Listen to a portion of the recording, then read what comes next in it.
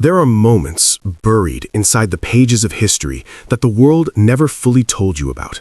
Moments so extraordinary, so violently improbable, that when you sit down and truly examine what happened, you realize that the story you are about to hear is not the kind that gets made up. Nobody could make this up.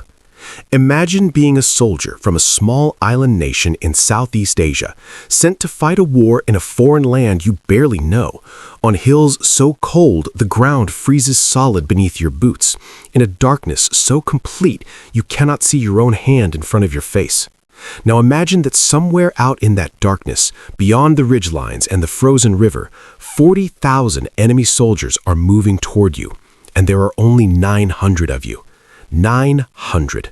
Not 9,000, not 90,000. 900 men, many of them cooks, medics, typists, and drivers, standing between a massive advancing force and the collapse of an entire Allied line. That is not a story lifted from a movie script. That is exactly what happened on the hills of Yultong in Central Korea on the night of April 22, 1951. The men at the center of it were Filipino soldiers, members of the 10th Battalion Combat Team of the Philippine Expeditionary Force to Korea, known simply as PEFTOK. What they did over the next several hours was so far beyond what anyone had expected of them, so far beyond what logic or mathematics could have predicted, that even their enemies, the very soldiers who survived the assault, carried the memory of it with them for the rest of their lives. The battle would earn the 10th Battalion a name that has never faded, the Fighting Filipinos, and it would produce one of the most extraordinary military stands in the entire history of the Korean War. To understand how 900 Filipino soldiers ended up alone on a frozen ridge in Korea, surrounded by 40,000 enemy troops, you have to go back to the beginning. The Korean War began on June 25, 1950, when North Korea, backed by the Soviet Union and China, launched a swift and devastating invasion into South Korea with the intention of bringing the entire Korean peninsula under communist control.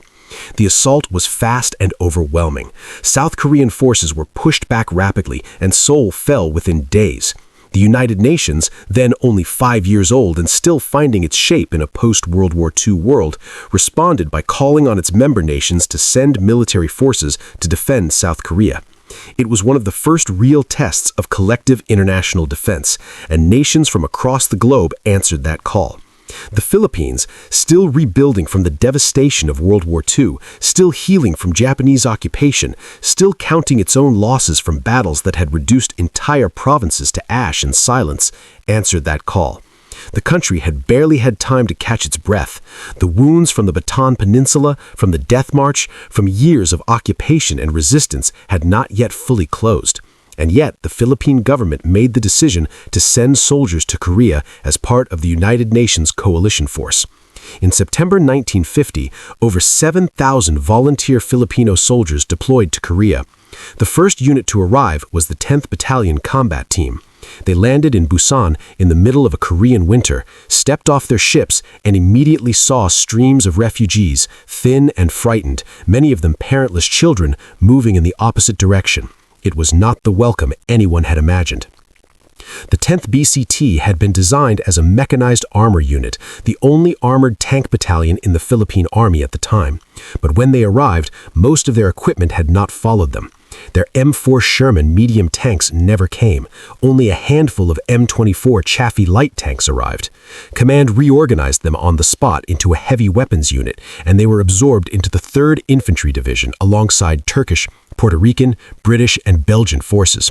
From their very first engagement at the Battle of Yultong in November 1950, the Filipinos distinguished themselves in a way that turned heads. They went in as an unknown quantity and came out having killed 50 North Korean soldiers while losing only one of their own. It was the first battle ever won by Filipino forces on foreign soil, and it announced, quietly but clearly, that these soldiers were not to be underestimated. By April 1951, however, the 10th BCT had been fighting almost continuously for months. Cold, exhaustion, and non-battle casualties had reduced their number from over 1,300 men to just 900. They were positioned along the Utah Line, a defensive stretch near the Imjin River in central Korea, holding the right flank of the 3rd Infantry Division near a place called Yeoncheon. The Turkish brigade held the ground to their east. The American 65th Infantry Regiment covered the positions to their west. What none of them fully knew was that underneath the silence of the Korean Spring, something enormous was being assembled on the other side of the ridgeline. Chinese commander Peng Duhuai had set into motion what would become known as the Chinese Spring Offensive, one of the largest coordinated military pushes of the entire Korean War, involving hundreds of thousands of troops and designed to shatter the United Nations line in a single devastating blow. On the evening of April 22nd at 8 o'clock precisely, the world exploded. Artillery shells began raining down on the Turkish brigade's position to the east of the Filipinos. The sound of it rolled across the hills like thunder that would not stop. Then at 11 o'clock at night, the shells began falling on the 10th BCT's own positions. Mortar fire, machine gun fire, and a relentless small arms barrage tore into the Philippine lines. Then out of the darkness, the waves came. Thousands upon thousands of Chinese soldiers moving across the ground, some accounts describing them blowing bugles and striking gongs as they advanced, creating a wall of noise designed to disorient and terrify the defenders. The 10th BCT opened fire and held, but the numbers pressing against them were incomprehensible, and the situation around them was collapsing in real time. The Turkish brigade, overwhelmed on their flank, received orders to withdraw and pulled back. The American 65th Regiment, facing intense pressure of its own, was also forced to fall back and regroup several hundred yards to the south. One by one, the units around the Filipino soldiers retreated, and with each withdrawal, the 10th BCT's flanks became more exposed, their position more isolated, their communication lines cut by enemy artillery. By midnight, the 900 men of the 10th Battalion Combat Team found themselves completely surrounded, cut off from their headquarters, both flanks unprotected, with tens of thousands of enemy soldiers pressing against them from multiple directions. In that moment, every soldier in the battalion, regardless of his assigned role, picked up a weapon. Drivers left their vehicles, typists and clerks set down their papers. The battalion chaplain joined the fighting line, cooks loaded rifles, every single man fought. What happened next on those ridges is the part of the story that history has not told loudly enough. Baker Company, commanded by Lieutenant Jose Arteaga Jr., was holding the strategic high ground of Yultong Hill when a massive Chinese assault crashed through their position and pushed them back from the summit. Lieutenant Arteaga was wounded and ultimately killed in the fighting, giving his life defending ground that could not be held against such numbers. Able Company's commander, Lieutenant Thomas Batillo, was also lost in the initial assault. The battalion was losing officers, losing ground, losing contact. The battalion commander, Lieutenant Colonel Dionisio Ojeda, received the retreat order and passed it down the line. Every company complied. Every company except one. Captain Conrado Yap, commanding the Heavy Weapons Company, was the one man who did not fall back. He had the battalion's remaining Chaffee light tanks under his command, and when he learned that Baker Company survivors were still trapped on Yultong Hill, that wounded men were lying on the ground up there without anyone to bring them in, he made a decision that defines the entire story of this battle. He was told not to go. The situation up on that hill was described as suicidal. The Chinese had taken the position and were deeply entrenched across the entire approach.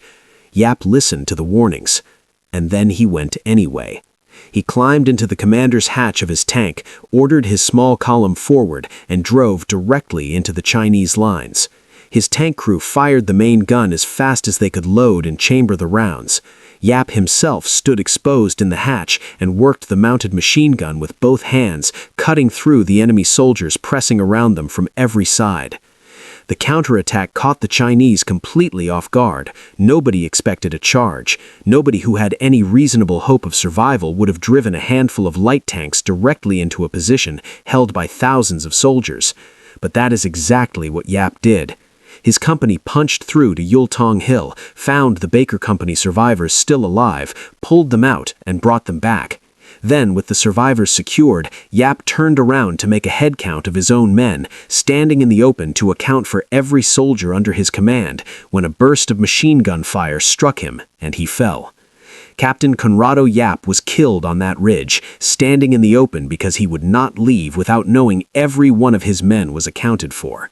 He was later awarded the Philippine Medal of Valor, the nation's highest military decoration, as well as the United States Distinguished Service Cross and South Korea's Taeguk Medal, the highest military honor the Republic of Korea could bestow upon a foreign soldier. With Yap's counterattack having blunted the Chinese momentum and restored some ground, the 10th BCT reorganized in the darkness and established a defensive line that held through the rest of the night. Wave after wave of Chinese soldiers continued to press against them. The fighting was close, brutal, and unrelenting, but the 900 men of the 10th Battalion did not break. They held their line as the hours dragged past midnight, past 1 in the morning, past 2, past 3, through the darkest and coldest part of the Korean spring night, until the sky in the east began to lighten, and the Chinese assault finally began to lose its momentum. By dawn on April 23rd, the last wave had been repelled. The 10th BCT then did something that shocked everyone watching. They did not simply hold their position and wait for relief. They launched a full battalion counterattack and took Yultong Hill back. When the counting was done, 12 Filipino soldiers had been killed, 38 wounded, and 6 were missing. Around them on the hills and approaches of Yultong, over 500 Chinese soldiers lay dead, with an additional 2 captured. Some accounts from multiple surviving witnesses place the actual Chinese casualties far higher, noting that the official communist propaganda figures deliberately minimized their losses. What is beyond dispute is what the 900 soldiers of the 10th BCT had accomplished. They had held their position while every unit around them fell back. They had launched a counterattack under impossible conditions. They had covered the withdrawal of the 3rd Infantry Division, buying the time needed for an organized retreat to the Kansas line that prevented what could have been a total Allied collapse in that sector of the front. Without the stand at Yultong, the Chinese spring offensive might have broken through in a way that changed the entire course of the Korean War. General Douglas MacArthur, who had commanded Filipino and American forces together in the Pacific during World War II, and who understood perhaps better than anyone alive what Filipino soldiers were capable of, had once said words that were remembered long after he said them. He had said that if he were given 10,000 Filipinos, he could conquer the world. The 900 men of the 10th BCT on the hills of Yultong did not have 10,000. They had 900, and they held the line against 40,000. They were clerks and cooks and drivers and tank crews and riflemen from the islands of the Philippines, a nation that had already survived centuries of colonial rule, a brutal occupation, and a death march that history still has not fully reckoned with. They showed up to a foreign war, in a foreign country, in a foreign cold that their tropical bodies had never been prepared for, and when the moment came that defined everything, they did not run. The Battle of Yultong is still studied in military academies. It is still cited as one of the defining engagements of the Korean War, a conflict often called the Forgotten War, because the world moved past it too quickly and told its stories too quietly. But there is nothing forgotten about what happened on those Korean ridges in the spring of 1951. There is nothing quiet about 900 men standing in the darkness against 40,000 and refusing to move. The world did go silent when it heard what they had done. Commanders who had doubted them, allies who had not fully known them, enemies who had underestimated them, all of them stopped and looked at those 900 men from a small nation still rebuilding itself from its own ruins, and understood that they had just witnessed something that numbers alone could never explain. What the Fighting Filipinos did at Yultong was not just a military victory, it was a declaration made in the only language that the world at war truly understands, that the size of a nation has nothing whatsoever to do with the size of the courage it carries.